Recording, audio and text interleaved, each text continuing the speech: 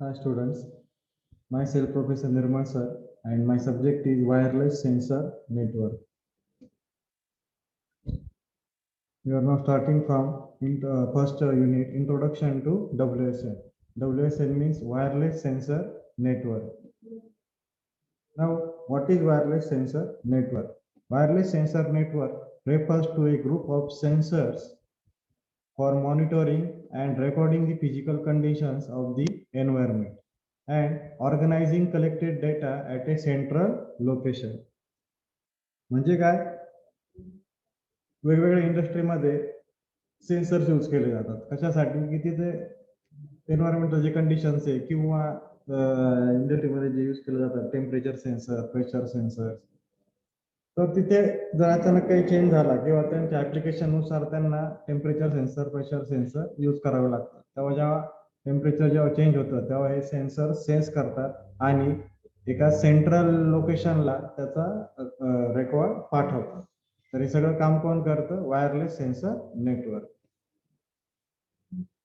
wireless sensor network measure environmental conditions like pressure temperature humidity wind etc and send this data by wireless system such as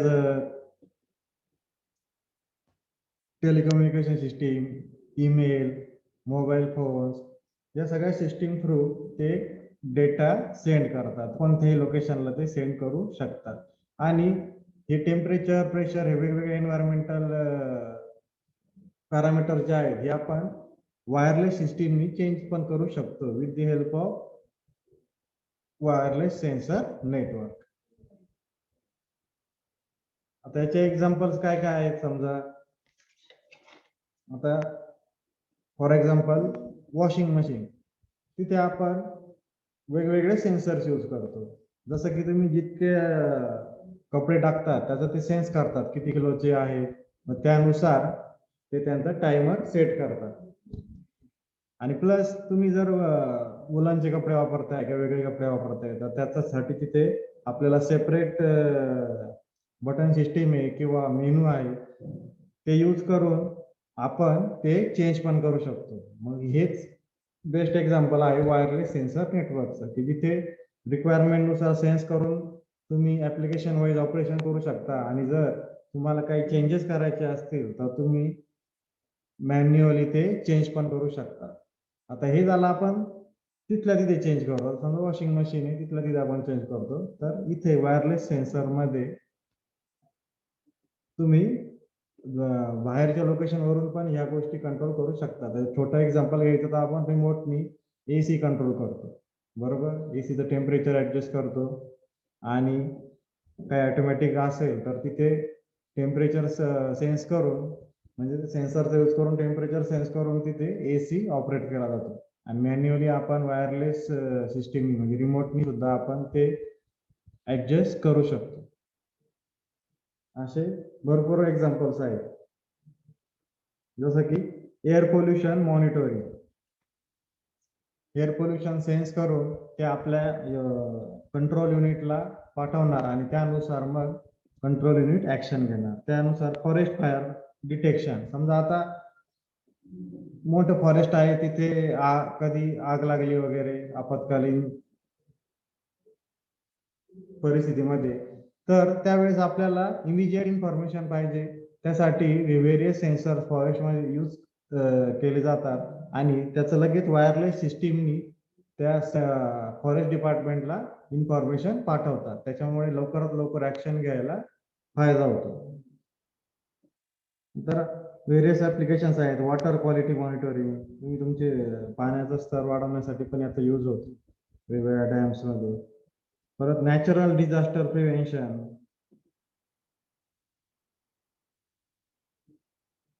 आता industrial monitoring मध्ये कोणते कोणते example आहे machine health monitoring water waste water monitoring structural health monitoring threat detection असे खूप सारे applications आहेत wireless sensor नेटवर्कचे जे आपण सेन्सरचा यूज करून करतो ठीक आहे तर या आले ऍप्लिकेशन आता wireless sensor node.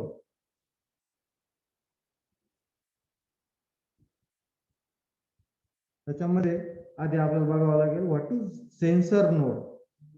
Sensor node म्हणजे काय? A sensor node is also known as a mode.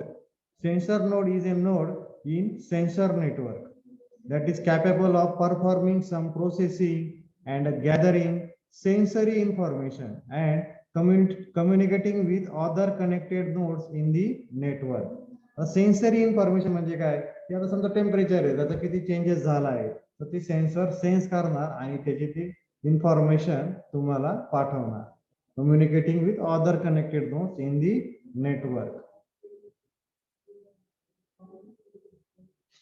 आता हेच नोड ज्या वायरलेस सिस्टीमला जोडले जातात तेव्हा आपण कोणत्याही लोकेशनला ऍक्सेस करू शकतो.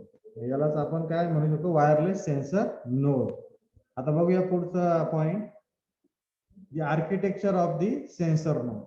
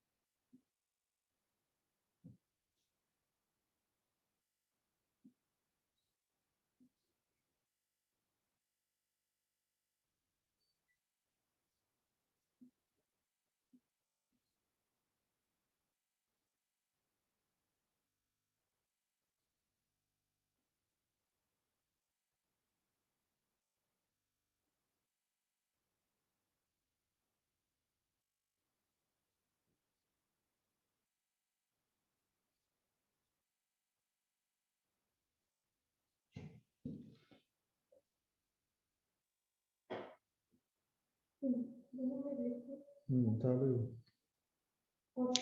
नाही चालू आहे, काही डायग्राम काढली जातो.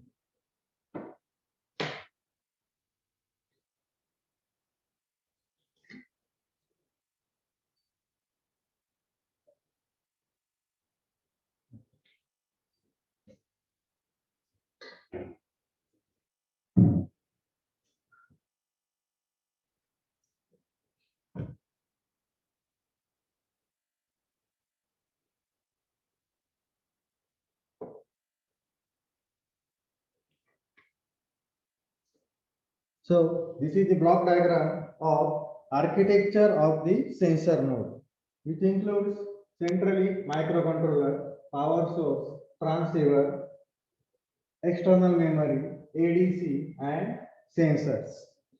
Various sensors are used for sensing the various parameters such as temperature, pressure, humidity. बरोबर.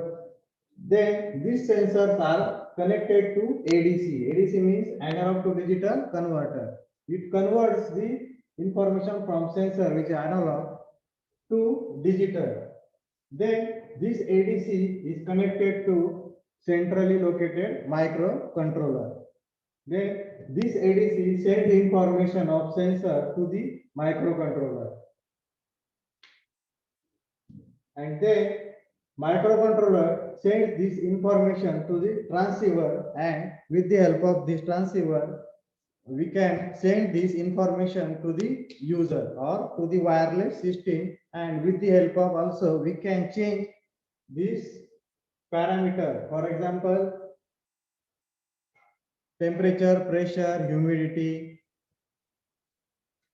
आता इथे मायक्रोकंट्रोलरला अजून दोन डिव्हाइसेस कनेक्ट केलेले आहे, एक म्हणजे पॉवर सोर्स आणि दुसरा म्हणजे एक्सटर्नल मेमरी.